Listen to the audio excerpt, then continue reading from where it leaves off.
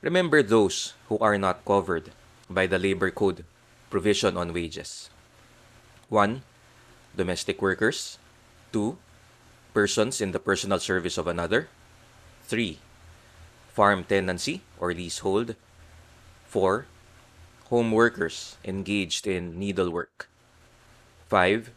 Workers employed in any duly registered cottage industry who perform the work in their respective homes.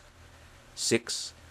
Workers in any duly registered cooperative, if recommended by the Bureau of Cooperative Development and approved by the Secretary of Labor and Employment.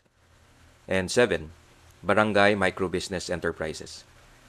Republic Act No. 9176 defines a barangay microbusiness enterprise as a business entity engaged in the production, processing, manufacturing of products or commodities, including agro-processing, trading and services, the total assets of which, including those arising from loans, is not more than 3 million pesos, excluding the land on which the business entity's office, plant, and equipment are situated.